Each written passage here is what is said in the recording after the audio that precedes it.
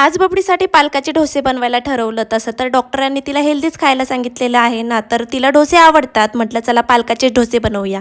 दीड हप्ता झालेला आहे डाळ भात खिचडी हेच खाऊ खाऊ आहे ना माझी बबडी बोर झालेली आहे. म्हटलं चला आज तिच्यासाठी ना वेगळंच काहीतरी बनवते. तसं तर मी तिचं आहे ना बाहेरचं जेवण तेलकट वगैरे सर्व बंद केलेलं आहे, कारण की डॉक्टरांचा सल्ला होता तो. आणि तुम्हाला तर माहिती आहे माझ्याकडून आहे ना हमेशा तिच्यासाठी काही ना काहीतरी वेगळं बनवण्याचा प्रयत्न हा चालूच असतो. म्हणूनच बबडीच्या पप्पांना आहे ना मंगळवारी पालक आणायला सांगितलेली होती बाजारातून, आणि पालक आणल्यानंतर असे डोसे काही बनवायचे होते. तुम्ही सुद्धा तुमच्या मुलांना असे डोसे बनवून खाऊ घातलेत ना, ते सुद्धा खूप जास्त आवडीने खातील, कारण का हे खूप जास्त हेल्दी सुद्धा आहे आणि तुम्ही टिफिनला सुद्धा देऊ शकता. सकाळीच मी आहे ना 2 वाटी तांदूळ, राशनचे तांदूळ होते भिजत घालून ठेवलेले होते, मग ते ग्राइंड करून घेतले. त्याच्यानंतर पालक आणि मिरची सुद्धा ग्राइंड करून घेतली. तांदळाचं पीठ आणि पालकाचं मस्त प्युरी अशी मिक्स करून घेतली. त्यानंतर त्यामध्ये मीठ टाकलं आणि 15 मिनिटासाठी ना रेस्ट करायला ठेवून दिलं. 15 मिनिटानंतर गॅस पेटवला, गॅसवरती तवा ठेवला आणि मस्त त्याला तेल लावून घेतलं आणि डोसा बनवायला टाकला. आता इथं तांदळामध्ये उडदाची डाळ आणि थोडीशी पोहे सुद्धा भिजत घालून ठेवले असते ना, तर रात्रभर भिजत घालून आहे ना याच्या सकाळी मस्त इडल्या सुद्धा तयार होतात. टाकल्याच मस्त आपल्या डोश्याला आहे ना अशी जाळी फुटते आणि एकदम मस्त असे हेल्दी असे डोसे तयार होतात आणि बबडीला सुद्धा फार आवडतात. एक करून असे 2-3 डोसे बनवून घेतले होते, कारण की आपले बबडीचे मित्रमैत्रिणी सुद्धा येत असतात ना घरी, त्यांच्यासाठी सुद्धा बनवले होते. चला आजची आपली ही रेसिपी कशी वाटली मला कमेंट करून नक्की कळवा आणि एक लाईक जरूर करा. फॉलो करायला विसरू नका. Bye bye.